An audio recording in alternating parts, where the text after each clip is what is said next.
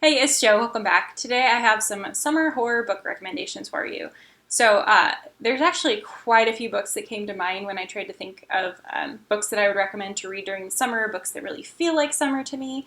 But I decided to cull it down to just five, just books that I would really highly recommend that really feel like summer. These are all books that I've talked about before, so nothing new on this list, but like I said, all books that I really enjoyed, so let's get into it. First of all, I have The Girl Next Door by Jack Ketchum. Loosely based on a true story, this one takes place, I think, pretty much entirely during the summer months. The main characters are some young boys. I guess the average age would be like preteenish. In this neighborhood, a family in this neighborhood ends up taking on two like wards, I guess, two girls move in to live with them, and the neighborhood boys and the mother of that family end up torturing this girl. It is a really gruesome book, so if that's not your thing, steer clear of this one. But the writing in this one was just so phenomenally readable. It was a really good read, and it really feels like summer. It's just, all of these young boys riding their bikes, and the 4th of July makes a pretty big appearance. Just a lot of that like summer coming of age sort of feeling. Next, I have The Ruins by Scott B. Smith. If I'm being completely honest, the writing in this one is not my absolute favorite, but this is a story that I read years ago, and I still think about it on a regular basis. The story and some of the stuff that happens in this really stuck with me, and it was a really good time.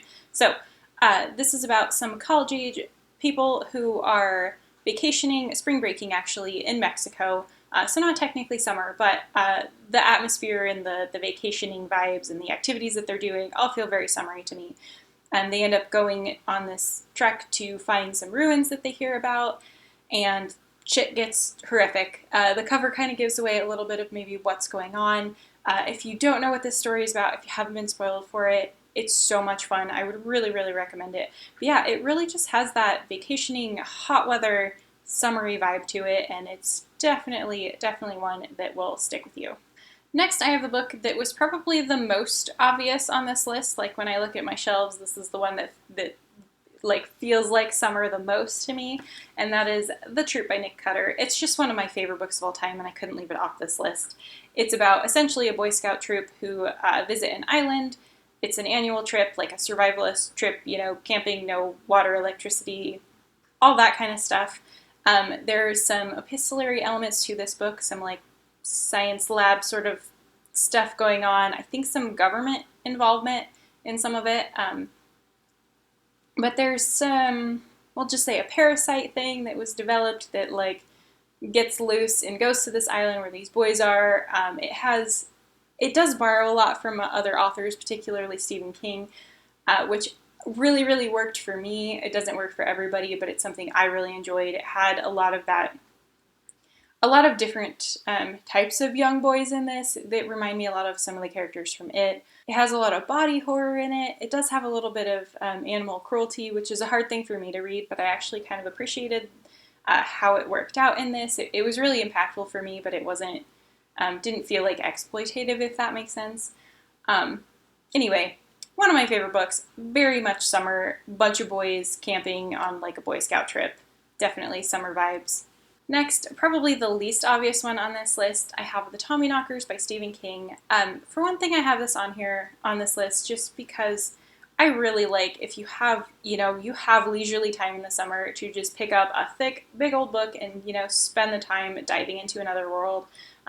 This copy is 800, 700 some pages, but it's a time investment, which is really fun to do if you have some summer vacation time. Anyway, this takes place, I think, entirely during the summer months, and a lot of it takes place outside with these people of this small town digging up a spaceship. There's some like body snatcher elements if you don't know what this is about. I'm not going to get into all the details because I feel like I've talked about it a ton and it's pretty well known. But yeah, I just remember a lot of, people outside working in the heat. There's also obviously a lot of like fun sci-fi elements to this. For some reason, sci-fi stuff like this reminds me of summer. I'm not sure why, if there's a reason for that or just some connection in my childhood or something. And finally, getting a little water sports, I guess, into this list, I have Into the Drowning Deep by Merritt Grant, the best book I've read about killer mermaids ever. I mean, the only book, but whatever. I'm sure it's the best one that's out there.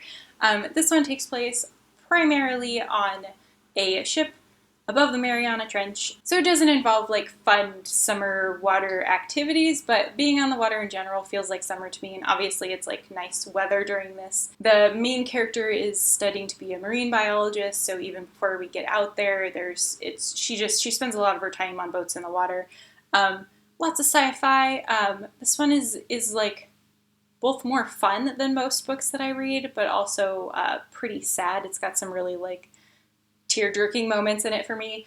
It's a really fun book if you haven't gotten around to it. I'm really, really enjoying Mira Grant's writing, and this one, yeah, really brings that summer vibe to the table. So those are my summer horror book picks for the day. Let me know down below what some of your favorite summer horror books are. There are a lot of other great ones out there, and I would love to know what some of your favorite ones are.